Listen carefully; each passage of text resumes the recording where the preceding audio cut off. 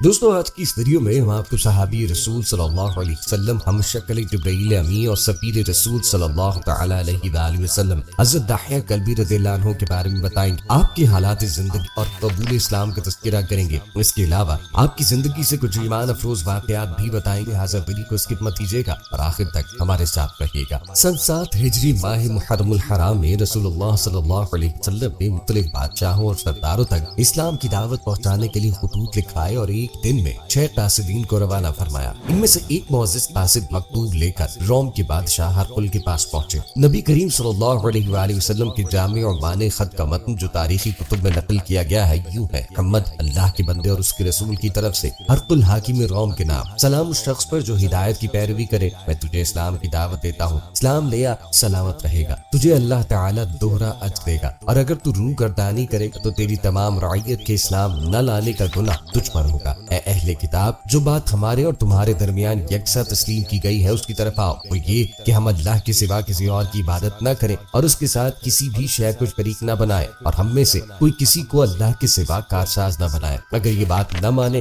تو آپ کہہ دیجئے کہ تم گواہ رہو، ہم اللہ کے فرما بردار ہیں۔ آپ رضی اللہ عنہ خط لے کر چلے تو آپ رضی اللہ عنہ سے نبی کریم صلی اللہ علیہ وسلم نے عرض کیا کہ قیصر روم کے بارے میں معروف ہے کہ وہ براہ راست خط وصول کرنے کے بجائے اپنے گورنروں کے ذریعے وصول کرتا ہے، دوسرے یہ کہ بغیر مہر وہ کسی خط کو درخور اتنا نہیں سمجھتا۔ نبی کریم صلی اللہ علیہ وسلم نے تمام حکمرانوں کے نام اپنے خطوط پر مہر ثبت کرنے کے لیے اپنی انگوٹھی کی پشت پر محمد رسول اللہ کے الفاظ کو ادا کروائے۔ ہر خط پر نبی کریم صلی اللہ علیہ وآلہ وسلم کی مہر محمد رسول اللہ لگائی گئی۔ یہ خط بیت المقدس میں قیصر روم کے دربار میں پیش کیا گیا، کیونکہ اس وقت قیصر روم یروشلم آیا تھا۔ بصرہ کے حاکم اور قیصر روم کے گورنر کو مطلع کر کے خط پیش کیا گیا، مگر آپ رضی اللہ عنہ نے خود بنفس نفیس پہنچ کر یہ خط ہرقل کے حوالے کیا تھا۔ تو اس نے کہا، میں جانتا ہوں کہ تمہارے صاحب نبی و رسول ہیں اور یہ وہی ہیں جن کا ہم انتظار کر رہے تھے اور جن کا تذکرہ ہم نے اپنی کتابوں میں پایا، لیکن اہل روم کی طرف سے مجھے اپنی جان کا خطرہ ہے۔ اگر یہ خوف نہ ہوتا تو میں ضرور نبی آخر الزمان کی پیروی کرتا۔ تمام زخاتر نامی راہب کے پاس جاؤ اور اسے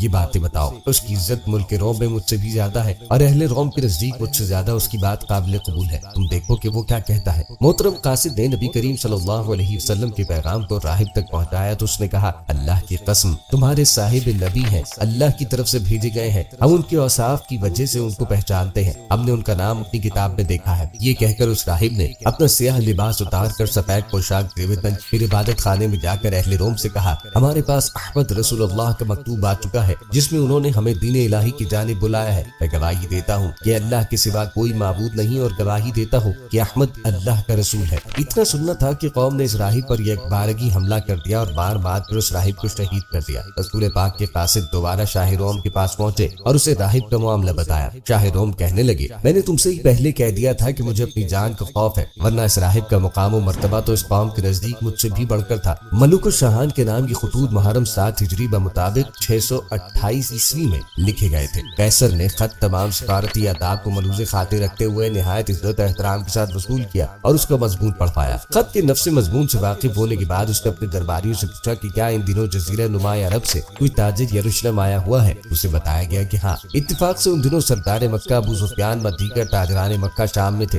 اسے دربار میں پیش کیا گیا۔ قیصر نے ہمراہی تاجروں سے کہا کہ میں ابو سفیان سے سوال کروں گا، اگر یہ کوئی غلط جواب دے تو مجھے بتانا۔ ابو سفیان ان دنوں نبی کریم علیہ الصلوۃ والسلام کا جانی دشمن تھا۔ اس کا بیان ہے کہ اگر مجھے یہ ڈر نہ ہوتا کہ میرے ساتھ والے میرا جھوٹ ظاہر کر دیں گے تو میری باتیں بہت سی غلط بتاتا، مگر اس وقت قیصر کے سامنے مجھے سچ ہی کہنا پڑا۔ قیصر، محمد کا خاندان و نسب کیسا ہے؟ ابو سفیان، شریف و عظیم۔ یہ جواب سن کر ہرقل نے کہا، سچ ہے، نبی شریف گھرانے کے ہوتے ہیں تاکہ ان کی اطاعت میں کسی کو آر نہ ہو۔ قیصر کہنے لگا، محمد سے پہلے بھی کسی نے عرب میں یا قریش میں نبی ہونے کا دعویٰ کیا ہے؟ ابو سفیان نے کہا، نہیں۔ یہ جواب سن کر ہرقل نے کہا، اگر ایسا ہوتا تو میں سمجھ لیتا کہ یہ اپنے سے پہلے کی نقالی کرتا ہے۔ قیصر نے کہا کہ نبی ہونے کے دعوے سے پہلے کہ یہ شخص جھوٹ بولا کرتا تھا، اس پر جھوٹ بولنے کی کبھی تہمت لگی؟ ابو سفیان نے کہا، نہیں۔ ہرقل نے اس جواب پر کہا، یہ نہیں ہو سکتا کہ جس شخص نے لوگوں پر جھوٹ نہ بولا وہ خدا پر جھوٹ باندھے۔ قیصر نے کہا کہ اس کے باپ دادا میں سے کوئی شخص کبھی بادشاہ بھی ہوا؟ ابو سفیان نے کہا، نہیں۔ ہرقل نے کہا، اگر ایسا ہوتا تو میں سمجھ لیتا کہ نبوت کے بہانے سے باپ دادا کی گمگشتہ سلطنت حاصل کرنا چاہتا ہے۔ قیصر نے کہا کہ محمد کے ماننے والوں میں مسکین و مخلص لوگ زیادہ ہیں یا سردار و قوی لوگ؟ ابو سفیان نے کہا، مسکین و حقیر لوگ۔ ہرقل نے اس جواب پر کہا، ہر ایک نبی کے ابتدائی پیروکار مساکین و غربا لوگ ہی ہوتے رہے ہیں۔ قیصر کہنے لگا،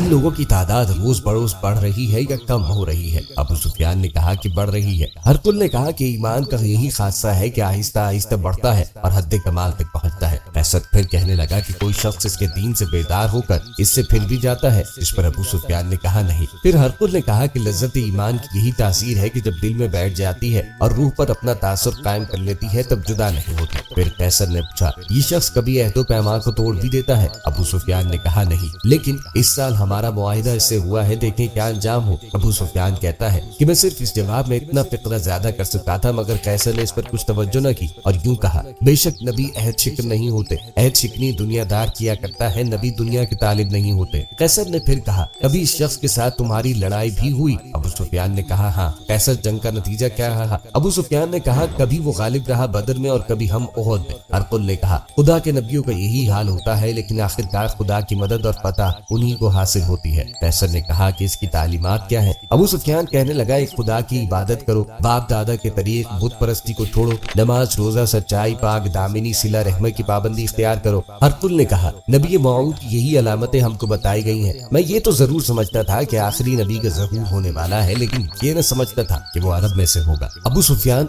अगर तुमने सच सच जवाब दिए हैं तो वो एक रोज इस जगह का जहाँ मैं बैठा हुआ हूँ शाम व बैतुल मक़दस जरूर मालिक हो जाएगा। काश मैं उनकी खिदमत में पहुंच सकता और नबी के पांव धोया करता। अबू सुफियान के बकौल उसके बाद नबी करीम सल्लल्लाहु अलैहि वसल्लम का नामा मुबारक फिर से पढ़ा गया। अराकीद ने दरबार अब उसे सुनकर बहुत चीखे और चिल्लाए और हमें दरबार से बाहर निकाल दिया गया। मेरे दिल में इसी रोज से अपनी जिल्लत का और नबी करीम सल्लल्लाहु अलैहि वसल्लम की आइंदा अज़मत का यकीन नक्श हो गया। अबू सुफियान की तरफ से अमनन इस हकीकत का एतराफ कदर ताखीर से हुआ, यानी फतेह मक्का के बाद, मगर उनकी इस बात से बखूबी अंदाजा होता है कि उन्हें इस्लाम के हक होने और नबी करीम सल्लल्लाहु अलैहि वसल्लम के गालिब आने का कैसर रोम के दरबार में यकीन हो गया था। कैसर रोम तो हुजूर नबी करीम अलैहिस्सलाम का नाम मुबारक पढ़ के ईमान लाया, मगर उसकी सल्तनत के अरकान ने इस्लाम कबूल करने से इनकार कर दिया था। नबी करीम सल्लल्लाहु अलैहि वसल्लम के दौर में रोम का ताजदार हरकुल था। उसने रोमी फौजों की पैदर पे शिकस्तों के बाद ईरानियों के मुकाबले पर खुद रोमी लश्करों की कमान संभाल कर बहुत शानदार तारीखी फतुहात हासिल। इसे बाज़ंतीनी रियासत की बादशाहों में बहुत इज्जत और एहतराम की नजर से देखा जाता है। इसकी तख्त नशीनी 610 में हुई और 641 में अपनी वफात तक की बरसर इक़्तिदार रहा। नबी करीम सल्लल्लाहु अलैहि वसल्लम के मुंतखब करदा ये मुअज़्ज़िज़ मोहतरम कासिद हज़रत सय्यिदना दाहिया कल्बी रज़ियल्लाहु अन्हु थे। कैसर रोम हरकुल था जो मज़हबन ईसाई और गुज़िश्ता आसमानी कुतुब से शद्दबदर रखता था। दरबार के बर्खास्त होने पर सफीर रसूल सल्लल्लाहु अलैहि वसल्लम को अपने महल के खास कमरे में ले गया, जिसकी दीवारों पर बहुत सी शबीहें लटकी थी। उसने कहा कि इनमें से अपनी नबी की शबीह पहचानो। एक जगह उंगली रखकर हज़रत दाहिया कल्बी ने कहा, ये हमारे नबी सल्लल्लाहु अलैहि वसल्लम की शबीह मुबारक है। हरकुल ने पूछा, इसके दाएं बाएं किन की शबीह है? आप रज़ियल्लाहु अन्हु ने कहा, ये दाएं हज़रत अबू बकर और ये बाएं हज़रत उमर की है।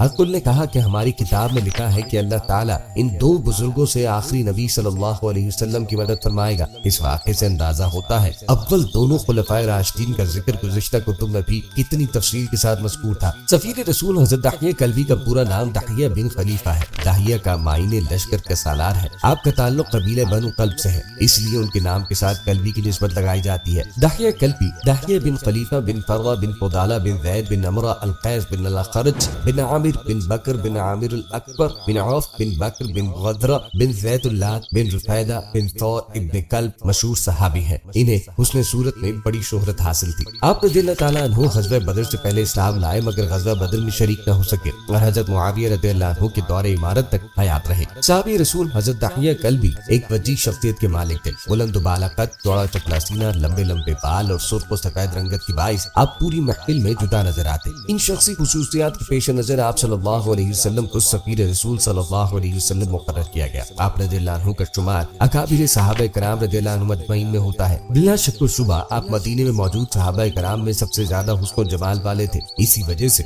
हज़रत जिब्राईल अलैहिस्सलाम बाज़ औक़ात आपकी सूरत इख्तियार करके बारगाह रिसालत में आते रहे। आप एक ताजिर थे और जब भी तिजारती काफिला लेकर मदीने पहुंचते तो लोग सामान तिजारत देखने के लिए आ जाते और आपसे सामान खरीदते। एक मर्तबा रसूल करीम सल्लल्लाहु अलैहि वसल्लम की बारगाह में कुछ कपड़े लाए गए। प्यारे आका करीम अलैहिस्सलाम ने उनमें से एक कपड़ा आपको अता किया और फरमाया, इस कपड़े को दो टुकड़े कर दो, एक से अपने लिए कमीज बना लो और दूसरा अपनी बीवी को दे देना कि वो उसको अपनी ओढ़नी बना ले। जब आप जाने लगे तो फरमाया, अपनी बीवी से कहना कि इसके नीचे कोई दूसरा कपड़ा लगा ले ताकि बदन न छलके, जिससे मालूम معلوم ہوتا ہے کہ شریعت محمدی صلی اللہ علیہ وسلم میں باریک لباس کی کتنی سخت ممانعت ہے۔ حضرت عائشہ رضی اللہ عنہا فرماتی ہیں کہ ان احکامات کے بعد عورتوں نے باریک کپڑے پہننا چھوڑ دیے اور موٹے کپڑے پہننے لگے۔ اللہ تعالیٰ نے انسان کو اشرف المخلوقات کے منصب پہ فائز کیا اور باقی مخلوقات پر علم اور لباس کے ذریعے سے فضیلت عطا فرمائی۔ یہ عظیم نعمت اللہ رب العزت نے صرف انسانوں کو عطا فرمائی۔ حضور سرور کائنات صلی اللہ علیہ وسلم نے بھی لباس کو اللہ تعالیٰ کی عظیم نعمت قرار دیا اور اپنے عمل سے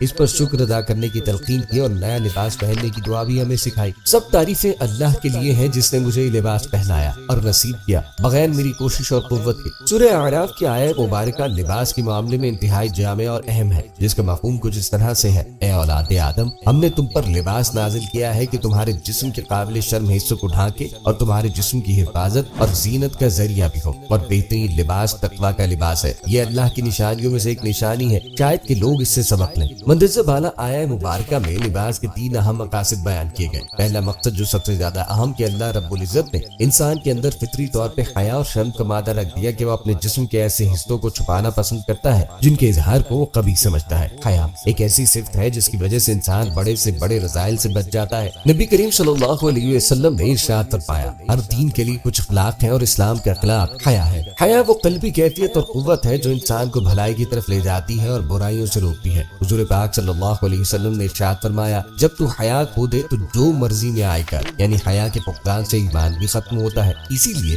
احمد مجتبی صلی اللہ علیہ وسلم کا فرمان مبارک ہے، حیا اور ایمان ساتھ ساتھ ہے، جب ایک اٹھ جاتا ہے تو دوسرا بھی اٹھ جاتا ہے۔ دوسرا مقصد لباس کا یہ ہے کہ وہ جسم کی آرائش اور موسمی اثرات سے بدن کی حفاظت کرتا ہے۔ تیسری اس آیہ مبارکہ میں فرمائی گئی بات یہ کہ بہترین لباس تقویٰ کا لباس ہے۔ تقویٰ کے لباس سے مراد وہ لباس جو اللہ رب العزت اور اس کے رسول صلی اللہ علیہ وسلم کے احکامات، ہدایت اور حدود و قیود کے مطابق ہو۔ آئیے اب اسلامی شریعت کے مطابق ان حدود و قیود پہ نظر ڈالتے ہیں۔ حضرت عائشہ صدیقہ رضی اللہ عنہا سے روایت ہے، میری بہن اسماء بنت ابی بکر رسول اللہ کے پاس آئی اور وہ باریک کپڑے پہنے ہوئے تھی۔ نبی کریم علیہ الصلوۃ والسلام نے ان کی طرف سے منہ پھیرا اور فرمایا، اے اسماء، جب عورت بلوغ کو پہنچ جائے تو درست نہیں کہ اس کے جسم کا کوئی حصہ نظر آئے سوائے چہرے اور ہاتھوں کے۔ سورہ احزاب میں اللہ رب العزت نے ارشاد فرمایا، اے پیغمبر، اپنی بیویوں اور بیٹیوں اور مسلمان عورتوں سے کہہ دو کہ باہر نکلا کریں تو اپنے چہرے پہ چادر لٹکا لیا کریں، یہ امر ان کے لیے موجب شفاعت اور باعث امتیاز ہوگا تو کوئی ایذا نہ دے گا، خدا بخشنے والا مہربان ہے۔ سورہ نور میں بھی عورتوں کے لیے اس طرح کے احکامات آئے ہیں، اور خواتین اپنے سینوں پر اپنے دوپٹے کے آنچل ڈالے رکھیں۔ مندرجہ بالا ہدایات سے معلوم ہوا کہ خواتین دوپٹہ اوڑھنے کا اہتمام کریں اور اپنے سر اور سینے کو چھپائے رکھیں۔ دوپٹہ ایسا باریک نہ ہو کہ جس سے سر کے بال نظر آئے۔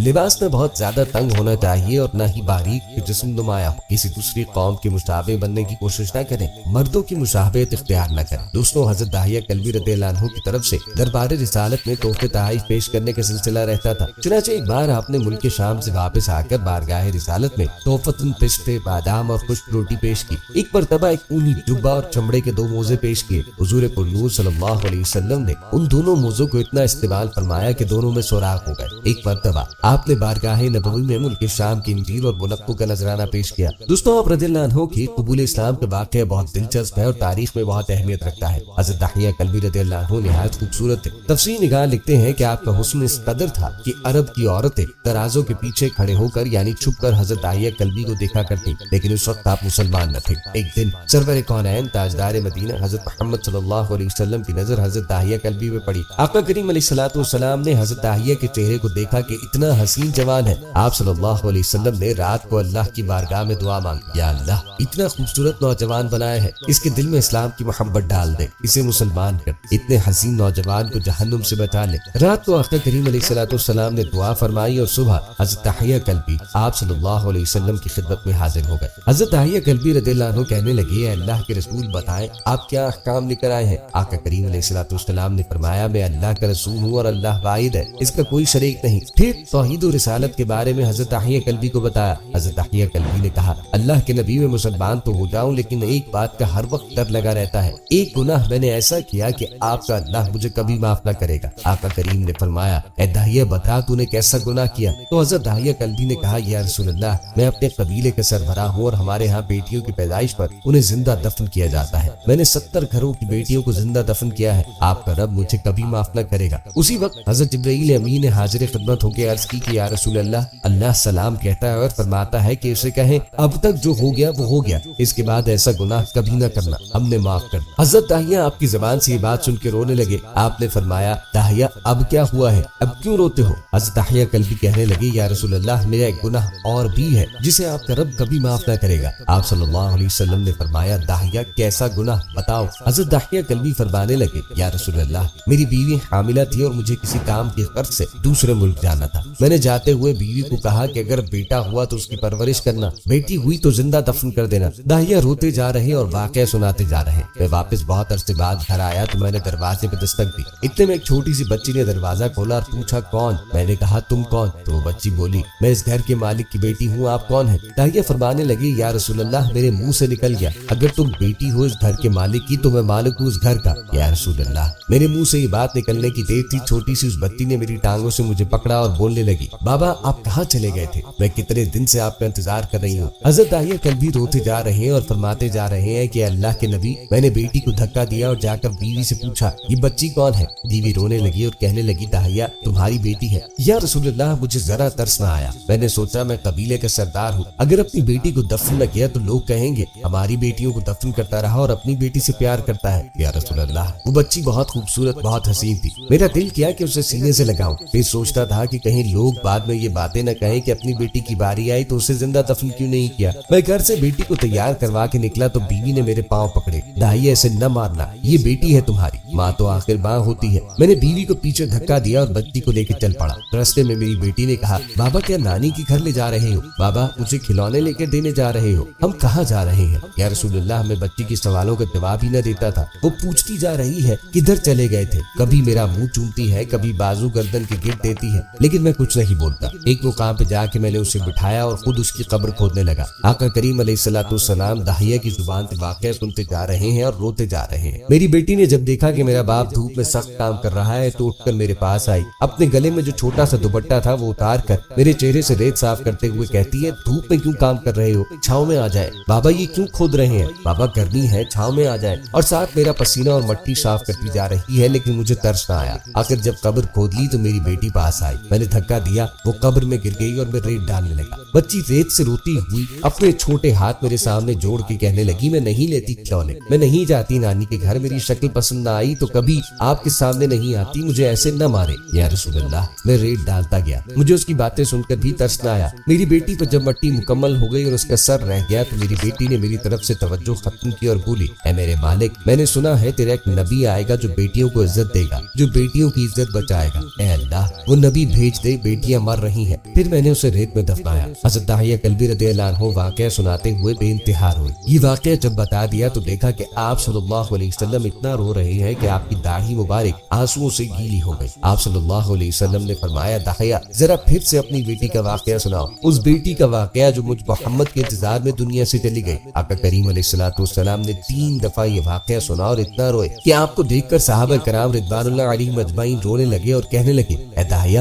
ہمارے آقا کو کیوں رلاتا ہے، ہم سے برداشت نہیں ہو رہا۔ آپ صلی اللہ علیہ وسلم نے حضرت داہیہ سے 3 بار واقعہ سنا تو حضرت داہیہ کی رو رو کر کوئی حالت نہ رہی۔ اتنے میں حضرت جبرائیل علیہ السلام حاضر ہوئے اور فرمایا یا رسول اللہ سلام کہتا ہے اور فرماتا ہے کہ یا محبوب داہیہ کو کہہ دیں وہ اس وقت تھا جب اس نے اللہ اور آپ کو نہیں مانا تھا، اب مجھ کو اور آپ کو اس نے مان لیا ہے تو داہیہ کا یہ گناہ بھی ہم نے معاف کیا۔ اس کے بعد آقا کریم علیہ الصلوۃ والسلام نے فرمایا جس نے 2 بیٹیوں کی کفالت انہیں بڑا کیا، ان کے فرائض ادا کیے، وہ قیامت کے دن میرے ساتھ اس طرح ہوگا جس طرح شہادت کی اور ساتھ والی انگلی آپس میں ہے۔ جس نے 2 بیٹیوں کی پرورش کی اس کی یہ اہمیت ہے، تو جس نے 3 یا 4 یا 5 بیٹیوں کی پرورش کی کیا اہمیت ہوگی۔ بیٹیوں کی پیدائش پر گھبرایا نہ کرے، انہیں والدین پہ بڑا مان ہوتا ہے اور یہ بیٹیاں اللہ کی خاص رحمت ہوتی ہے۔ لڑکی پیدا ہونے پہ رنج کرنا کافروں کا طریقہ ہے، فی زمانہ مسلمانوں میں بھی بیٹی پیدا ہونے پہ غمزدہ ہو جانے، چہرے سے خوشی کا اظہار نہ ہونے، مبارکباد ملنے پر چھینپ جانے، مبارکباد دینے والوں کو باتیں سنا دینے، بیٹی کی ولادت کی خوشی میں مٹھائی بانٹنے میں آر محسوس کرنے، صرف بیٹیاں پیدا ہونے کی وجہ سے ماؤں پر ظلم و ستم کرنے اور انہیں طلاقیں دے دینے تک کی وبا عام ہے۔ حالانکہ بیٹی پیدا ہونے اور اس کی پرورش کرنے کی بہت فضیلت ہے۔ نبی کریم علیہ الصلوۃ والسلام نے ارشاد فرمایا جب کسی شخص کے ہاں بیٹی پیدا ہوتی ہے تو اللہ تعالیٰ اس کے ہاں فرشتوں کو بھیجتا ہے، وہ آ کر کہتے ہیں کہ اے گھر والو تم پر سلامتی نازل ہو، پھر اس بیٹی کا اپنے پروں سے احاطہ کرتے ہیں اور اس کے سر پر ہاتھ پھیرتے ہوئے کہتے ہیں ایک کمزور لڑکی ایک کمزور عورت سے پیدا ہوئی، جو اس کی کفالت کرے گا تو قیامت کے دن اس کی مدد کی جائے گی۔ حضرت عبداللہ بن عباس رضی اللہ تعالیٰ عنہما سے روایت ہے تاجدار رسالت صلی اللہ علیہ وسلم نے ارشاد فرمایا جس شخص کے ہاں بیٹی پیدا ہو اور وہ اسے زندہ درگور نہ کرے، اسے ذلیل نہ سمجھے اور اپنے بیٹے کو اس پر ترجیح نہ دے تو اللہ تعالیٰ اسے جنت میں داخل کرے گا۔ اللہ تعالیٰ مسلمانوں کو عقل سلیم عطا کرے، اور جس طرح وہ بیٹا پیدا ہونے پہ خوشی سے پھولے نہیں سماتے، اسی طرح بیٹی پیدا ہونے پر بھی خوشی کرنے کی توفیق عطا فرمائے۔ دور جاہلیت میں انسانیت کی تسخیر اس حد تک پہنچ گئی تھی کہ لوگوں میں لڑکیوں کو زندہ درگور کرنے کا عام رواج تھا۔ یہ حرکت وہ دو وجوہات سے کرتے تھے، ایک یہ کہ وہ اس بات کو عار سمجھتے تھے کہ ان کی لڑکیاں کسی کی بیوی یا لونڈیاں بنے، دوسری وجہ یہ تھی وہ فقر و غربت سے ڈرتے تھے۔ قرآن کریم نے اس عادت بد کو قلم بند کر کے دور جاہلیت کی اس برائی کو ہمیشہ کے لیے ریکارڈ کر دیا، کیونکہ اسلام آیا ہی اس لیے تھا کہ عربوں اور پوری انسانیت کو اس پستی سے نکال دے اور انسانیت کو ترقی اور عفت عطا کرے۔ قرآن کہتا ہے اور جب ان میں سے کسی کو بیٹی کے پیدا ہونے کی خوشخبری دی جاتی ہے تو اس کے چہرے پر سیاہی چھا جاتی ہے اور وہ بس خون کا گھونٹ پی کے رہ جاتا ہے، لوگوں سے چھپتا پھرتا ہے کہ اس بری خبر کے بعد کیا کسی کو منہ دکھائے، سوچتا ہے کہ ذلت کے ساتھ بیٹی کو لے رہے یا مٹی میں دبا دے۔ دیکھو کتنے برے حکم ہیں یہ جو خدا کے بارے میں لگاتے ہیں۔ خالی جگہ اس کے لیے کنواں کھود چکا ہوتا تھا، جب لڑکی کو لے جا کر کنویں پہ پہنچا تو کہتا کہ کنویں میں دیکھو، اور اسے کنویں پہ گرا دیتا اور اوپر سے مٹی گرا دیتا۔ بعض اقوام میں رواج یہ ہوتا کہ جب کسی عورت کی ولادت کا وقت آتا تو اسے گھڑے کے کنارے بٹھایا جاتا، اگر ولادت بیٹی کی ہوتی تو گڑھے میں گرا دیتی، بیٹا ہوتا تو لے کے گھر آ جاتی۔ اگر کوئی خاندان بیٹی کو زندہ گور کرنے کا ارادہ نہ کرتا تو اسے نہایت ہی بری حالت میں رکھا جاتا، اور جب وہ اونٹ چرانے کے قابل ہوتی تو اسے اون یا بالوں سے بنا ہوا جبہ پہنا دیا جاتا اور دیہات میں بھیج دیا جاتا تاکہ اونٹ چرائے۔ جو لوگ بیٹیوں کو زندہ درگور نہ کرتے اور ان سے اونٹ بھی نہ چرواتے تو وہ دوسرے ذرائع سے ان کو زندہ درگور رکھتے۔ جب بیچاری کسی کے نکاح میں آتی اور خاوند مر جاتا تو خاندان کا سرپرست آتا اور اس کے سر پہ کپڑا ڈال دیتا۔ اس کے معنی یہ ہوتے کہ اس عورت کے ساتھ کوئی شخص نکاح نہیں کر سکتا، اگر اسے خود پسند آتی تو اس کے ساتھ شادی کر لیتا، چاہے وہ شادی کو پسند کرتی یا نہ کرتی۔ اگر یہ اسے پسند نہ ہوتی تو وہ بھی اسے روکے رکھتا یہاں تک کہ مر جاتی اور یہ اس کی وراثت پاتا، الا یہ کہ اپنا مال دے کر یہ عورت اپنے آپ کو آزاد کرا لیتی۔ بعض لوگ ایسے تھے کہ عورت کو اس شرط پہ طلاق کرتے تھے وہ صرف اس جگہ نکاح کرے گی جہاں ان کی مرضی ہوگی، الا یہ کہ وہ فدیہ دے کر اس شرط کو ساقط کروا دیتی۔ بعض اوقات یوں ہوتا کہ اگر خاوند مر جاتا تو بیوی کے خاندان کے چھوٹے بیٹوں کے لیے روک رکھتے، لڑکا بالغ ہوتا اور نکاح کرتا۔ اگر کسی کی سرپرستی میں یتیم لڑکی ہوتی تو وہ اسے نکاح کرنے نہ دیتا تاکہ اس کی سرپرستی ختم نہ ہو جائے، اور اس لیے کہ اگر اس کی بیوی مر جائے تو یہ اس کے ساتھ نکاح کرے یا اپنی چھوٹی اولاد کے ساتھ نکاح کر لے۔ یہ کام وہ محض مالی لالچ میں کرتے، یا اگر لڑکی اچھی ہوتی تو اسے خوبصورتی کی وجہ سے روک لیتے۔ زمانہ جاہلیت میں دستور یہ بھی تھا کہ جب کسی شخص کی بیوی کے ہاں زچگی کے آثار ظاہر ہوتے تو وہ شخص بچہ پیدا ہو جانے تک اپنی قوم سے چھپا کے رکھتا، پھر اگر اسے معلوم ہوتا کہ بیٹا پیدا ہوا تو وہ خوش ہو جاتا اور اپنی قوم کے سامنے جاتا، اور جب اسے پتہ چلتا کہ اس کے ہاں بیٹی پیدا ہوئی ہے تو وہ غمزدہ ہو جاتا اور شرم کے معنی کئی دنوں تک لوگوں کے سامنے رہتا اور اس دوران غور کرتا رہتا کہ اس بیٹی کے ساتھ وہ کیا کرے، آیا ذلت برداشت کرتے اس بیٹی کو اپنے پاس رکھے یا اسے زندہ درگور کرتے، جیسا کہ مدر، خدا اور تمیم قبیلے کے کئی لوگ اپنی لڑکیوں کو زندہ گاڑ دیتے تھے۔ امام فخر الدین رازی رحمۃ اللہ علیہ فرماتے ہیں زمانہ جاہلیت میں کفار مختلف طریقوں سے اپنی بیٹیوں کو قتل کر دیتے تھے، ان میں سے بعض گڑھا کھودتے اور بیٹی کو اس میں ڈال کر گڑھا بند کر دیتے حتیٰ کہ وہ مر جاتی، اور بعض اسے پہاڑ کی چوٹی سے پھینک دیتے، بعض اسے غرق کر دیتے اور بعض اسے ذبح کر دیتے تھے۔ ان کا بیٹیوں کو قتل کرنا بعض اوقات غیرت و حمیت کی وجہ سے ہوتا تھا اور بعض اوقات فقر و فاقے اور نان نفقہ لازم ہونے کے خوف سے وہ ایسا کرتے۔ اسلام کا کارنامہ ہے جس نے دنیا میں سب سے پہلے عورت کو حقوق عطا فرمائے اور اسے عزت و وقار سے نوازا، زندہ درگور ہونے والی کو جینے کا حق دیا اور اس کی پوری زندگی کے حقوق کی ایک فہرست بیان فرما دی۔ اس کے باوجود اگر کوئی جاہل اسلام کی تعلیمات کو عورتوں کے حقوق کے مخالف سمجھتا ہے تو اسے اپنی جہالت اور دماغ کی خرابی کا علاج کرنے کی طرف بھرپور توجہ دینی چاہیے۔ بہرحال جاہلیت کے زمانے میں عورت بیچاری کے یہ شب و روز تھے، جب اسلام آیا تو اس نے ان تمام عادات و رسومات سخت مذمت کی۔ اس نے لڑکیوں کو زندہ درگور کرنے کی مذمت میں بہت مبالغہ کیا اور یہ بتایا کہ قیامت کے میدان میں اٹھنے والے سوالات میں سے یہ ایک اہم سوال ہوگا اور اس کا ذکر اللہ تعالیٰ نے ان ہولناک مناظر میں کیا ہے جن سے اس کائنات کا پورا نظام درہم برہم ہوگا۔ گویا یہ بھی ایک حادثہ تھا جس سے عمرانی نظام درہم برہم ہوتا ہے۔ اگر زندہ درگور کی جانے والی لڑکی سے بھی باز پرس ہوگی کہ اس کے ساتھ یہ فعل کیوں ہوا تو جس شخص نے اس فعل شفیع کا ارتکاب کیا تھا اس سے تو لازماً سوال ہوگا۔ حقیقت یہ ہے کہ کسی جاہلی نظام میں عورت عزت کا مقام حاصل نہ کر سکتی تھی۔ اگر اسلامی شریعت نے اور اسلامی نظام زندگی نے جن سے بشر کرامت اور عزت نہ عطا کی ہوتی اور اس تکریم اور اعزاز میں مرد اور عورت کو برابر نہ کیا ہوتا اور یہ نہ کہا ہوتا کہ انسان کے اندر اللہ نے اپنی روح پھونکی تو عورت کو یہ اعزاز کبھی نصیب نہ ہوتا جو اسلام نے اسے عطا کیا ہے۔ عورت عزت و شرف کی زندگی صرف اسلامی نظام سے حاصل کر سکتی ہے، اس کے علاوہ کسی اور عامل اور زندگی سے اسے عزت و شرف نہیں مل سکتا، نہ کسی معاشرے سے مل سکتا ہے۔ قیس بن عاصم ابن تمیم کے سرداروں میں سے تھا۔ ظہور رسالت مآب کے بعد وہ اسلام لے آیا تھا۔ اس کے حالات میں لکھا ہے کہ ایک روز وہ رسول اللہ صلی اللہ علیہ وسلم کی خدمت میں حاضر ہوا۔ وہ چاہتا تھا کہ جو سنگین بوجھ وہ اپنے کندھوں پر اٹھائے پھرتا ہے اسے کچھ ہلکا کرے۔ اس نے نبی کریم علیہ الصلوۃ والسلام کی خدمت میں عرض کی، گزشتہ زمانے میں بعض باپ ایسے بھی تھے جنہوں نے جہالت کے باعث اپنی بے گناہ بیٹیوں کو زندہ درگور کر دیا تھا۔ میری بھی 12 بیٹیاں ہوئی، میں نے سب کے ساتھ گھناؤنا سلوک کیا، لیکن جب میرے یہاں 13ویں بیٹی ہوئی، بیوی نے اسے مخفی طور پر جنم دیا اور یہ ظاہر کیا کہ نومولود مردہ پیدا ہوئی، لیکن اسے چھپ چھپا کر اپنے قبیلے والوں کا ہاں بھیج دیا۔ اس وقت تو میں مطمئن ہو گیا، لیکن بعد میں مجھے اس ماجرے کا علم ہوا۔ میں نے اسے حاصل کیا اور اپنے ساتھ اسے ایک جگہ لے گیا۔ اس نے بہت آہوزاری منتیں کی، گریا و بکا کی، مگر میں نے پرواہ نہ کی اور زندہ درگور کر دیا۔ رسول اللہ صلی اللہ علیہ وسلم نے واقعہ سنا تو بہت ناراحت ہوئے۔ آقا کریم علیہ الصلوۃ والسلام کی آنکھوں سے آنسو جاری تھے کہ آپ نے فرمایا، جو کسی پر رحم نہیں کرتا اس پر رحم نہیں کیا جائے گا۔ اس کے بعد آقا کریم نے قیس کی طرف رخ کیا اور یوں گویا ہوئے، تمہیں سخت ترین دن درپیش ہے۔ قیس نے عرض کیا، میں کیا کروں کہ اس گناہ کا بوجھ میرے کندھے سے ہلکا ہو جائے۔ نبی کریم علیہ الصلوۃ والسلام نے فرمایا، تو نے جتنی بیٹیوں کو قتل کیا اتنے غلام آزاد کر کہ شاید تیرے گناہ کا بوجھ ہلکا ہو جائے۔ زمانہ جاہلیت میں بیٹیوں کو جتنا منحوس اور نامبارک خیال کیا جاتا تھا، اسلام نے اتنا ہی ان کو خوش قسمت اور بابرکت بتایا۔ چنانچہ ایک حدیث میں آتا ہے،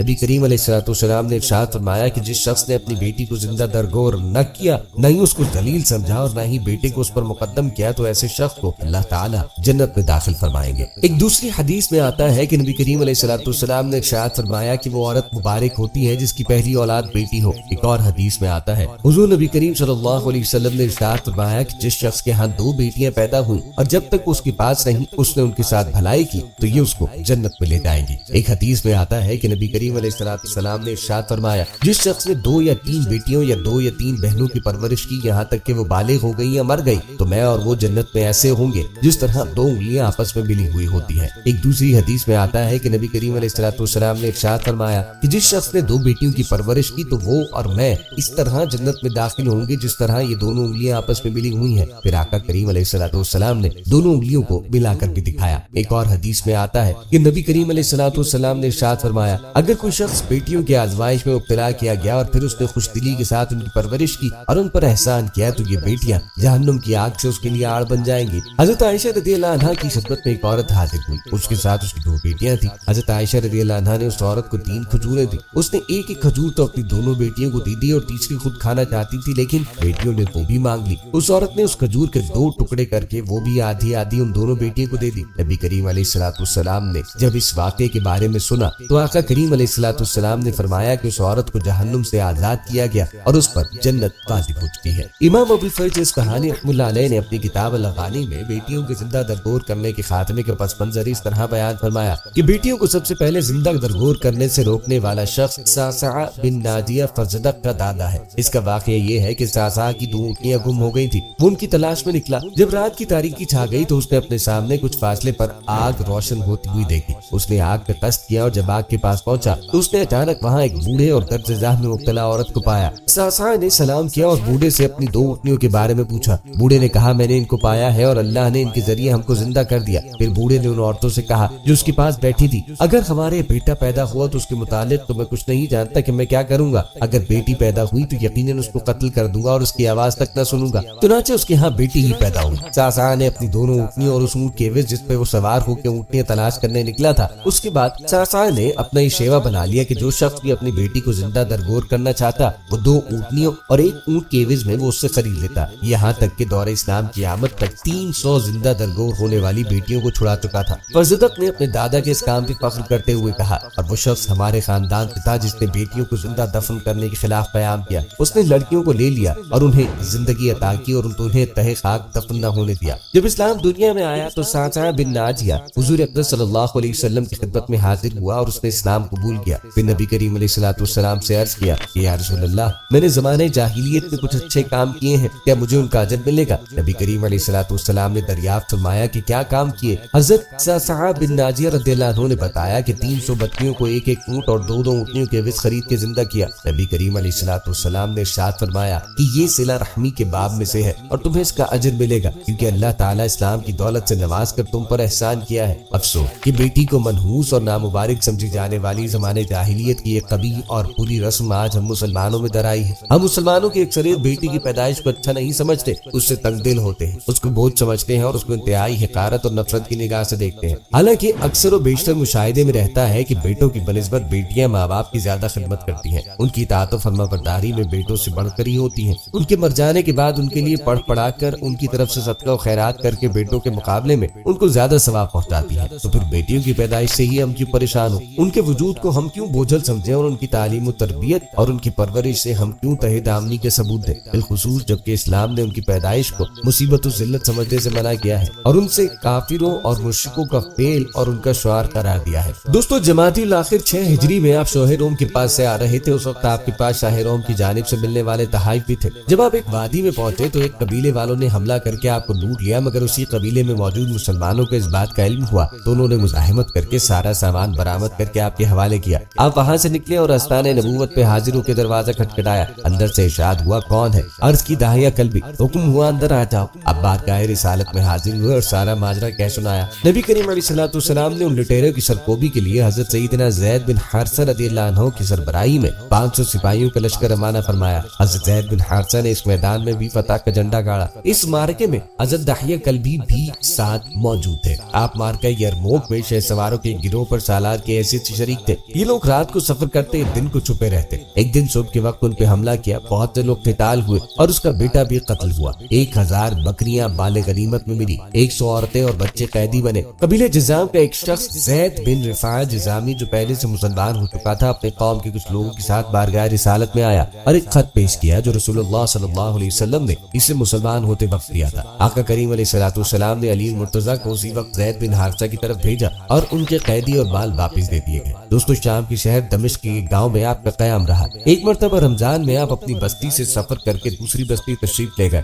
مسافر ہونے کی وجہ سے آپ اور آپ کے بعض رفقا نے روزہ نہیں رکھا۔ سفر میں ساتھ روزہ رکھنے والے کچھ لوگوں کو یہ بات ناگوار گزری۔ جب آپ اپنی بستی میں واپس تشریف لائے تو جن لوگوں نے روزہ رکھا تھا ان کے بارے میں ارشاد فرمایا، اللہ کی قسم آج جو میں نے دیکھا اسے دیکھنے کا گمان بھی نہ کرتا تھا کہ لوگ سیرت رسول اور اصحاب رسول کے طریقہ کار سے اتنے بے رغبت ہو گئے۔ اسی وقت آپ نے دعا کی، اے اللہ میری روح قبض فرما لے۔ آپ کا وصال حضرت سیدنا امیر معاویہ رضی اللہ عنہ کے دور حکومت میں ہوا۔ آپ کی قبر مبارک مدح گاؤں کے ایک پہاڑ کی چوٹی پہ واقع ہے۔ دوستو، حضرت داہیہ کلبی صحابہ کرام میں بہت خوبصورت شخصیت کے مالک تھے۔ جبریل علیہ السلام رسول کریم علیہ الصلوۃ والسلام کے پاس سیدنا داہیہ کلبی کی شکل میں آتے تھے۔ بعض دفعہ حضرت عائشہ رضی اللہ عنہا نے انہیں نبی کریم صلی اللہ علیہ وسلم سے باتیں کرتے سنا اور ایک دفعہ تو 20 صحابہ نے انہیں دیکھا۔ عبداللہ بن عمر رضی اللہ عنہ بیان کرتے ہیں کہ حضرت داہیہ کلبی رضی اللہ عنہ بہت حسین و جمیل تھے۔ مدینے میں ان کے حسن جمال کے چرچے تھے۔ عجلی نے اپنی تاریخ میں عمرانہ بن حکم سے روایت کی ہے اور کہا ہے کہ داہیہ کلبی رضی اللہ عنہ لوگوں سے زیادہ حسین تھے۔ ابن حجر اسقلانی رحمہ اللہ علیہ فرماتے ہیں، خوبصورتی میں داہیہ کلبی رضی اللہ عنہ ضرب المثل تھے۔ خود نبی کریم علیہ الصلوۃ والسلام فرماتے ہیں، جبرائیل میرے پاس داہیہ کلبی کی صورت میں آتے ہیں اور داہیہ خوبصورت آدمی ہے۔ اس روایت کو طبرانی نے روایت کیا ہے۔ روایت اور حالات و واقعات سے اندازہ لگایا جا سکتا ہے کہ داہیہ کلبی رضی اللہ عنہ کے حسن و جمال کی وجہ سے ہی جبرائیل علیہ السلام ان کی صورت اختیار کر کے نبی کریم علیہ الصلوۃ والسلام کے پاس آیا کرتے تھے۔ مسلمان جب غزوہ احزاب سے فارغ ہوئے، جبرائیل علیہ السلام آئے، آپ کا چہرہ گرد آلود تھا، فرمانے لگے، آقا کریم علیہ الصلوۃ والسلام نے ہتھیار کھول دیے، حالانکہ فرشتے اب تک ہتھیار بند ہیں، اٹھیے بنو قریظہ سے بھی فیصلہ کیجیے، ان پہ چڑھائی کیجیے۔ نبی کریم علیہ الصلوۃ والسلام نے فوراً ہتھیار لگائے اور صحابہ کرام رضوان اللہ علیہم اجمعین میں بھی کوچ کی منادی کرا دی۔ بنو تمیم کے مکانات مسجد نبوی سے متصل تھے۔ راہ میں آپ صلی اللہ علیہ وسلم نے ان سے پوچھا، کیوں بھائی کسی کو جاتے ہوئے دیکھا؟ انہوں نے کہا کہ ہاں، ابھی سیدنا داہیہ کلبی رضی اللہ عنہ گئے ہیں، حالانکہ تھے تو وہ جبرائیل علیہ السلام، لیکن آپ کی داڑھی، چہرہ وغیرہ بالکل سیدنا داہیہ کلبی سے ملتا جلتا تھا۔ فرشتے کو اصلی صورت میں دیکھنا انسان کی طاقت سے باہر ہے، اس لیے انتظام الہی یہی قرار پایا کہ نبی آدم کی ہدایت کے لیے جو رسول اللہ کی طرف سے آئے گا وہ ضرور انسان ہوگا۔ میں جبرائیل علیہ السلام کا داہیہ کلبی صحابہ کی صورت میں وحی لے کر آنے کا جو قصہ ہے، اس میں حضرت ام سلمہ رضی اللہ عنہا قسم کھا کے فرماتی ہیں کہ میں جبرائیل علیہ السلام کو داہیہ کلبی سمجھا کرتی تھی۔ داہیہ کلبی نہایت خوبصورت شخص تھے۔ جابر بن عبداللہ کہتے ہیں کہ نبی کریم علیہ الصلوۃ والسلام نے فرمایا، انبیاء میرے سامنے پیش کیے گئے تو موسیٰ ایک چھریرے جوان تھے، گویا وہ قبیلے شنوا کے ایک فرد ہیں، اور میں نے عیسیٰ بن مریم کو دیکھا تو میں نے جن لوگوں کو دیکھا ہے ان میں سب سے زیادہ ان سے مشابہت رکھنے والے عروہ بن مسعود ہیں، اور میں نے ابراہیم کو دیکھا تو ان سے زیادہ مشابہت رکھنے والا تمہارا یہ ساتھی ہے۔ اور اس سے مراد آپ صلی اللہ علیہ وسلم خود اپنی ذات کو لیتے تھے۔ اور میں نے جبرائیل کو دیکھا تو جن لوگوں کو میں نے دیکھا ہے ان میں سب سے زیادہ ان سے مشابہت رکھنے والے داہیہ کلبی ہیں، یہ خلیفہ قلبی کے بیٹے ہیں۔ عامر شعبی کہتے ہیں رسول کریم علیہ الصلوۃ والسلام نے بنو امیہ کے 3 افراد کو تشبیہ دیتے ہوئے فرمایا، داہیہ کلبی جبرائیل کے مشابہ ہیں، عروہ بن مسعود वक्फी ईसा बिन मरियम के मुशाबे और अब्दुल अजीज दज्जाल के मुशाबे नजर आते हैं। दोस्तों, इमाम अहमद ने दाहिया कल्बी से रिवायत किया कि मैंने अर्ज की, या रसूल अल्लाह, मैं आपके लिए गधे को घोड़ी पर जुफ्ती कराऊंगा और आपके लिए खच्चर पैदा होगा और आप उस पर सवारी फरमाइए। आका करीम अलैहिस्सलाम ने फरमाया, ये वो लोग काम करते हैं जो नहीं जानते। कैस बिन नासिम इब्न तमीम के सरदारों में से था। ज़बूर रिसालत माब के बाद वो इस्लाम ले आया था। इसके हालात में लिखा है कि एक रोज वो रसूलुल्लाह सल्लल्लाहु अलैहि वसल्लम की खिदमत में हाजिर हुआ। वो चाहता था कि जो संगीन बोझ वो अपने कंधों पर उठाए फिरता है उसे कुछ हल्का करे। उसने नबी करीम अलैहिस्सलाम की खिदमत में अर्ज की, गुज़िश्ता ज़माने में बाज़ बाप ऐसे भी थे जिन्होंने जहालत के बाइस अपनी बेगुनाह बेटियों को जिंदा दरगोर कर दिया था। मेरी भी 12 बेटियां हुई, मैंने सबके साथ घिनौना सलूक किया, लेकिन जब मेरे यहाँ 13वीं बेटी हुई, बीवी ने उसे मुख्फी तौर पर जन्म दिया और ये जाहिर किया कि नौमौलूद मुर्दा पैदा हुई, लेकिन उसे छुप छुपा कर अपने कबीले वालों का यहाँ भेज दिया। उस वक्त तो मैं मुतमईन हो गया, लेकिन बाद में मुझे इस माजरे का इल्म हुआ। मैंने उसे हासिल किया और अपने साथ उसे एक जगह ले गया। उसने बहुत आहुजारी मिन्नतें की, गिरिया और बका की, मगर मैंने परवाह न की और जिंदा दरगोर कर दिया। रसूलुल्लाह सल्लल्लाहु अलैहि वसल्लम ने वाक़या सुना तो बहुत नाराहत हुए। आका करीम अलैहिस्सलाम की आंखों से आंसू जारी थे कि आपने फरमाया, जो किसी पर रहम नहीं करता उस पर रहम नहीं किया जाएगा। इसके बाद आका करीम ने कैस की तरफ रुख किया और यूं गोया हुए, तुम्हें सख्त तरीन दिन दरपेश है। कैस ने अर्ज किया, मैं क्या करूं कि इस गुनाह का बोझ मेरे कंधे से हल्का हो जाए। नबी करीम अलैहिस्सलाम ने फरमाया, तूने जितनी बेटियों को कत्ल किया उतने गुलाम आजाद कर कि शायद तेरे गुनाह का बोझ हल्का हो जाए। जमाने जाहिलियत में बेटियों को जितना मनहूस और नामुबारक ख्याल किया जाता था, इस्लाम ने उतना ही उनको खुशकिस्मत और बाबरकत बताया। चुनाने एक हदीस में आता है, नबी करीम अलैहिस्सलाम ने इरशाद फरमाया कि जिस शख्स ने अपनी बेटी को जिंदा दरगोर न किया,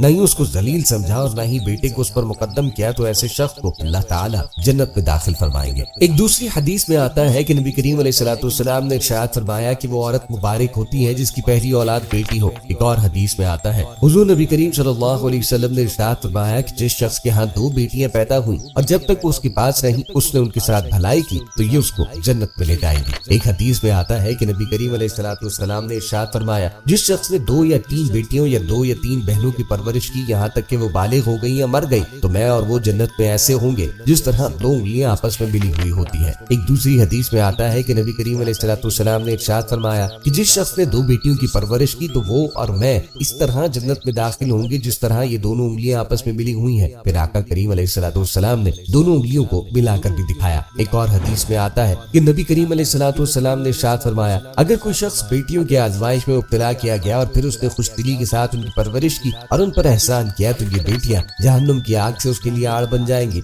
हजरत आयशा रज़ियल्लाहु अन्हा की खिदमत में एक औरत हाजिर हुई, उसके साथ उसकी 2 बेटियां थी। हजरत आयशा रज़ियल्लाहु अन्हा ने उस औरत को 3 खजूरें दी। उसने एक एक खजूर तो अपनी दोनों बेटियों को दी दी और तीसरी खुद खाना चाहती थी, लेकिन बेटियों ने वो भी मांग ली। उस औरत ने उस खजूर के 2 टुकड़े करके वो भी आधी आधी उन दोनों बेटियों को दे दी। नबी करीम अलैहिस्सलाम ने जब इस वाक़े के बारे में सुना तो आका करीम अलैहिस्सलाम ने फरमाया कि उस औरत को जहन्नुम से आजाद किया गया और उस पर जन्नत वाजिब हो चुकी है। इमाम अबुल फर्ज इस्फहानी रहमतुल्लाह अलैह ने अपनी किताब अल-अग़ानी में बेटियों के जिंदा दरगोर करने के खात्मे के पस मंजर इस तरह बयान फरमाया कि बेटियों को सबसे पहले जिंदा दरगोर करने से रोकने वाला शख्स सासा बिन नाजिया फरजदक का दादा है। इसका वाक़या ये है कि सासा की 2 ऊँटनियां गुम हो गई थी। वो उनकी तलाश में निकला। जब रात की तारीकी छा गई तो उसने अपने सामने कुछ फासले पर आग रोशन होती हुई देखी। उसने आग पर कष्ट किया और जब आग के पास पहुंचा तो उसने अचानक वहाँ एक बूढ़े और दर्द-ए-ज़ाह में मुब्तला औरत को पाया। सासा ने सलाम किया और बूढ़े से अपनी 2 ऊँटनियों के बारे में पूछा। बूढ़े ने कहा, मैंने इनको पाया है और अल्लाह ने इनके जरिए हमको जिंदा कर दिया। फिर बूढ़े ने उन औरतों से कहा जो उसके पास बैठी थी, अगर हमारे बेटा पैदा हुआ तो उसके मुतालिक तो मैं कुछ नहीं जानता कि मैं क्या करूंगा। अगर बेटी पैदा हुई तो यकीनन उसको कत्ल कर दूंगा और उसकी आवाज तक न सुनूंगा। चुनांचे उसके यहाँ बेटी ही पैदा हुई। सासा ने अपनी दोनों ऊँटनियों और उस ऊँट के एवज जिस पे वो सवार होकर ऊँटनियां तलाश करने निकला था, उसके बाद सासा ने अपना ही शेवा बना लिया कि जो शख्स भी अपनी बेटी को जिंदा दरगोर करना चाहता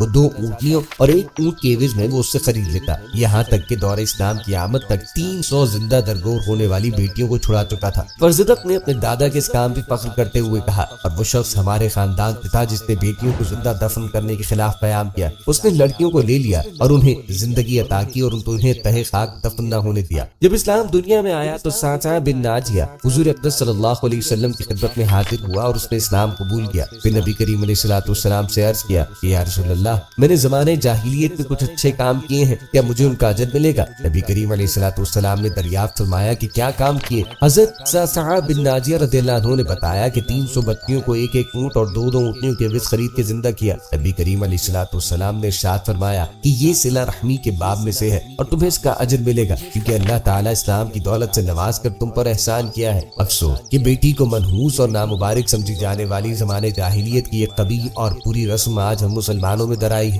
ہم مسلمانوں کی اکثریت بیٹی کی پیدائش کو اچھا نہیں سمجھتے، اس سے تنگ دل ہوتے ہیں، اس کو بوجھ سمجھتے ہیں اور اس کو انتہائی حقارت اور نفرت کی نگاہ سے دیکھتے ہیں۔ حالانکہ اکثر و بیشتر مشاہدے میں رہتا ہے کہ بیٹوں کی بنسبت بیٹیاں ماں باپ کی زیادہ خدمت کرتی ہیں، ان کی اطاعت و فرما برداری میں بیٹوں سے بڑھ کر ہی ہوتی ہیں۔ ان کے مر جانے کے بعد ان کے لیے پڑھ پڑھا کر ان کی طرف سے صدقہ و خیرات کر کے بیٹوں کے مقابلے میں ان کو زیادہ ثواب پہنچاتی ہے۔ تو پھر بیٹیوں کی پیدائش سے ہی ہم کیوں پریشان ہوں؟ ان کے وجود کو ہم کیوں بوجھل سمجھیں اور ان کی تعلیم و تربیت اور ان کی پرورش سے ہم کیوں تہی دامنی کے ثبوت دیں؟ بالخصوص جبکہ اسلام نے ان کی پیدائش کو مصیبت و ذلت سمجھنے سے منع کیا ہے اور ان سے کافروں اور مشرکوں کا فعل اور ان کا شعار قرار دیا ہے۔ دوستو، جمادی الاخر 6 ہجری میں آپ شاہ روم کے پاس سے آ رہے تھے۔ اس وقت آپ کے پاس شاہ روم کی جانب سے ملنے والے تحائف بھی تھے۔ جب آپ ایک وادی میں پہنچے تو ایک قبیلے والوں نے حملہ کر کے آپ کو لوٹ لیا، مگر اسی قبیلے میں موجود مسلمانوں کو اس بات کا علم ہوا تو انہوں نے مزاحمت کر کے سارا سامان برآمد کر کے آپ کے حوالے کیا۔ آپ وہاں سے نکلے اور آستان نبوت پہ حاضر ہو کے دروازہ کھٹکھٹایا۔ اندر سے ارشاد ہوا، کون ہے؟ عرض کی، داہیہ کلبی۔ حکم ہوا، اندر آ جاؤ۔ اب بارگاہ رسالت میں حاضر ہوئے اور سارا ماجرا کہہ سنایا۔ نبی کریم علیہ الصلوۃ والسلام نے ان لٹیروں کی سرکوبی کے لیے حضرت سیدنا زید بن حارثہ رضی اللہ عنہ کی سربراہی میں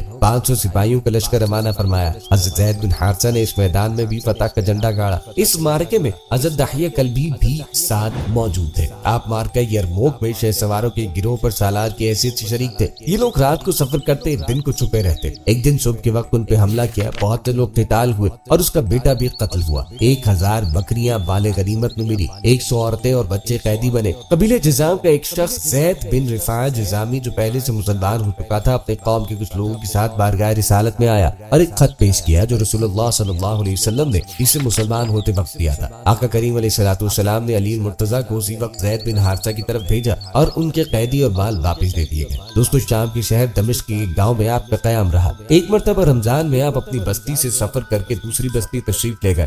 مسافر ہونے کی وجہ سے آپ اور آپ کے بعض رفقا نے روزہ نہیں رکھا۔ سفر میں ساتھ روزہ رکھنے والے کچھ لوگوں کو یہ بات ناگوار گزری۔ جب آپ اپنی بستی میں واپس تشریف لائے تو جن لوگوں نے روزہ رکھا تھا ان کے بارے میں ارشاد فرمایا، اللہ کی قسم آج جو میں نے دیکھا اسے دیکھنے کا گمان بھی نہ کرتا تھا کہ لوگ سیرت رسول اور اصحاب رسول کے طریقہ کار سے اتنے بے رغبت ہو گئے۔ اسی وقت آپ نے دعا کی، اے اللہ میری روح قبض فرما لے۔ آپ کا وصال حضرت سیدنا امیر معاویہ رضی اللہ عنہ کے دور حکومت میں ہوا۔ آپ کی قبر مبارک مزاح گاؤں کے ایک پہاڑ کی چوٹی پہ واقع ہے۔ دوستو، حضرت داہیہ کلبی صحابہ کرام میں بہت خوبصورت شخصیت کے مالک تھے۔ جبریل علیہ السلام رسول کریم علیہ الصلوۃ والسلام کے پاس سیدنا داہیہ کلبی کی شکل میں آتے تھے۔ فتح خیبر کے موقع پر سیدنا داہیہ کلبی رسول اللہ صلی اللہ علیہ وسلم کی خدمت میں آئے اور عرض کی، اے اللہ کے نبی صلی اللہ علیہ وسلم، مجھے قیدی عورتوں میں سے ایک لونڈی دے دیجیے۔ آقا کریم نے فرمایا، جاؤ اور ایک لونڈی لے لو۔ آپ نے سیدنا صفیہ بنت حی رضی اللہ عنہا کو منتخب کیا۔ اس پر ایک آدمی نے آقا کریم کے پاس آ کر عرض کی، اے اللہ کے نبی، آپ نے بنو قریظہ اور بنو نضیر کی سیدہ صفیہ کو داہیہ کے حوالے کیا، حالانکہ وہ صرف آپ صلی اللہ علیہ وسلم کی شایان شان ہے۔ مقصود یہ تھا کہ رئیسہ عرب کے ساتھ عام عورتوں کا صبر تھا مناسب نہیں۔ آقا کریم علیہ الصلوۃ والسلام نے فرمایا، داہیہ کو صفیہ سمیت بلاؤ۔ سیدنا داہیہ رضی اللہ عنہ سیدہ صفیہ کو لے کر حاضر ہوئے اور آقا کریم نے انہیں دیکھ کر سیدنا داہیہ سے فرمایا، قیدیوں میں سے کوئی دوسری لونڈی لے لو۔ پھر رسول مقبول صلی اللہ علیہ وسلم نے سیدہ صفیہ رضی اللہ عنہا پر اسلام قبول کیا۔ انہوں نے اسلام قبول کر لیا۔ اس کے بعد آقا کریم علیہ الصلوۃ والسلام نے انہیں آزاد کر کے ان سے شادی کر لی اور ان کی آزادی ہی کو ان کا مہر قرار دیا۔ خیبر سے روانہ ہوئے تو مقام صحبہ میں رسم عروسی ادا کی اور جو کچھ سامان لوگوں کے پاس تھا اس کو جمع کر کے دعوت ولیمہ فرمائی۔ وہاں سے روانہ ہوئے تو آپ نے ان کو خود اپنے اونٹ پہ سوار کر لیا اور اپنی آواز سے ان پہ پردہ کیا۔ یہ گویا اس بات کا اعلان تھا کہ وہ ازواج مطہرات میں داخل ہو گئی۔ آپ کا اصلی نام زینب تھا، لیکن چونکہ وہ جنگ خیبر میں خاص نبی کریم علیہ الصلوۃ والسلام کے حصے میں آئی تھی اور عرب میں غنیمت کے ایسے حصے کو جو امام یا بادشاہ کے لیے مخصوص ہوتا تھا صفیہ کہتے تھے، اس لیے وہ بھی صفیہ کے نام سے مشہور ہو گئی۔ یہ زرقانی کی روایت ہے۔ حضرت صفیہ رضی اللہ عنہا کو باپ اور ماں دونوں کی طرف سے سیادت حاصل ہے۔ باپ کا نام حی بن اخطب تھا جو قبیلے بنو نضیر کا سردار تھا، حضرت ہارون علیہ السلام کی نسل میں شمار ہوتا تھا۔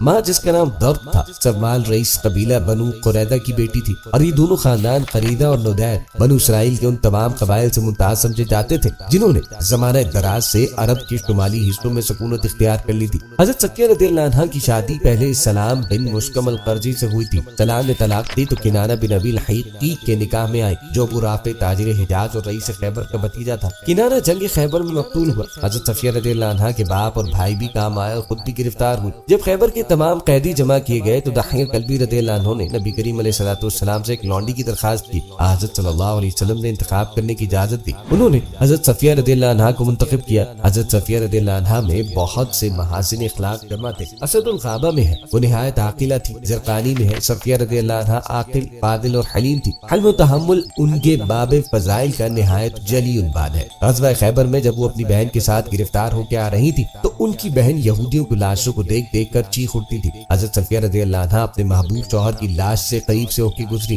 لیکن اب بھی اسی طرح پیکر متانت تھی اور ان کی جبین تحمل پر کسی قسم کی شکر نہیں آئی۔ ایک مرتبہ حضرت حفصہ رضی اللہ عنہا نے ان کو یہودیہ کہا، ان کو معلوم ہوا تو رونے لگی۔ حضرت صفیہ رضی اللہ عنہا کے پاس ایک کنیز تھی جو حضرت عمر رضی اللہ عنہ سے جا کر ان کی شکایت کیا کرتی تھی۔ چنانچہ ایک دن کہا کہ ان میں یہودیت کا اثر آج تک باقی ہے، وہ یوم السبت کو اچھا سمجھتی ہیں اور یہودیوں کے ساتھ صلہ رحمی کرتی ہیں۔ حضرت عمر رضی اللہ عنہ نے ان کی تصدیق کے لیے ایک شخص کو بھیجا۔ حضرت صفیہ رضی اللہ عنہا نے جواب دیا کہ یوم السبت کو اچھا سمجھنے کی کوئی ضرورت نہیں، اس کے بدلے خدا نے ہم کو جمعے کا دن عنایت فرمایا۔ البتہ میں یہود کے ساتھ صلہ رحمی کرتی ہوں، وہ میرے خویش و اقارب ہے۔ اس کے بعد لونڈی کو بلا کر پوچھا کہ تو نے میری شکایت کی تھی؟ بولی ہاں، مجھے شیطان نے بہکا دیا تھا۔ حضرت صفیہ رضی اللہ عنہا خاموش ہو گئی اور اس لونڈی کو آزاد کر دیا۔ حضرت صفیہ رضی اللہ عنہا کو نبی کریم صلی اللہ علیہ وسلم سے نہایت محبت تھی، چنانچہ جب آپ علیل ہوئے تو نہایت حسرت سے بولی، کاش آپ کی بیماری مجھ کو ہو جاتی۔ ازواج نے ان کی طرف دیکھنا شروع کیا تو نبی کریم علیہ الصلوۃ والسلام نے فرمایا، سچ کہہ رہی ہے، یعنی اس میں تسنے کا شائبہ ہی نہیں ہے۔ نبی کریم علیہ الصلوۃ والسلام کو بھی ان کے ساتھ نہایت محبت تھی اور ہر موقع پر ان کی دلجوئی فرماتے۔ ایک بار آپ سفر میں تھے، ازواج مطہرات بھی تھی۔ حضرت صفیہ رضی اللہ عنہا کا اونٹ سوئے اتفاق سے بیمار ہو گیا۔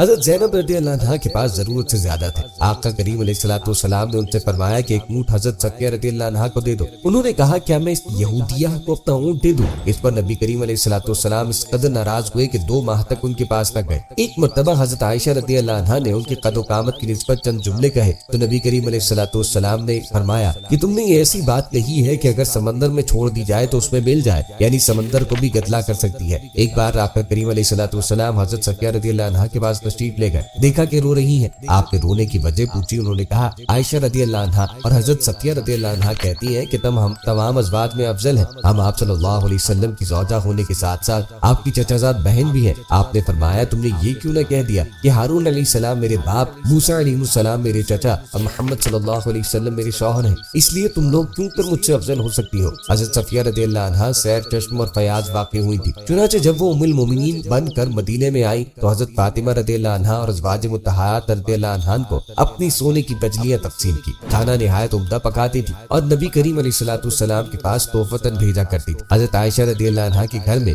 نبی کریم علیہ الصلوۃ والسلام کے پاس انہوں نے پیالے میں جو کھانا بھیجا تھا، اس کا ذکر بخاری اور نسائی میں بھی آیا ہے۔ دوستوں، حضرت داہیہ قلبی کا شمار اکابر صحابہ کرام رضوان اللہ علیہم اجمعین میں ہوتا ہے۔ بلا شک و شبہ آپ مدینے میں موجود صحابہ کرام میں سب سے زیادہ حسن و جمال والے تھے۔ آپ رضی اللہ عنہ کو رسول مقبول صلی اللہ علیہ وسلم کے سفیر ہونے کا شرف بھی حاصل ہے۔ آپ رضی اللہ عنہ کی روایت کردہ احادیث کی تعداد تقریباً 6 کو پہنچی ہے۔ تابعین عظام کے گروہ نے آپ سے احادیث کریمہ روایت کی ہے۔ آپ کی وفات حضرت سیدنا امین معاویہ رضی اللہ عنہ کے دور حکومت میں ہوئی۔ حضرت داہیہ قلبی رضی اللہ عنہ کی موت دمشق زیر موزہ میں ہوئی ہے اور وہیں دفن ہے۔ آپ کی قبر مبارک موزہ گاؤں کے ایک پہاڑ کی چوٹی پہ واقع ہے۔ اللہ پاک کی رحمت نازل ہو آپ کی مرتد پر۔ تحریر کے بالکل آخر میں، ویڈیو کے آخر میں آپ سے ایک اہم گزارش ہے۔ امید کرتے ہیں کہ آپ کو ہماری ویڈیو ضرور پسند آئے ہوگی۔ اگر آپ کو ہماری ویڈیو پسند آئی ہے تو آپ سے گزارش ہے کہ چینل کو ضرور سبسکرائب کریں اور ساتھ ہی لگے بیل کے بٹن کو بھی پریس کریں تاکہ آپ کے پاس آنے والی مزید معلوماتی ویڈیوز کا نوٹیفکیشن بر وقت ملتا رہے۔ سبسکرائب کے ساتھ ہماری ویڈیو کو لائک کریں اور اپنے سوالات آپ کمنٹس میں ہم تک پہنچا سکتے ہیں۔ اللہ تعالیٰ آپ کو اپنی حفظ و امان میں رکھے۔ آمین۔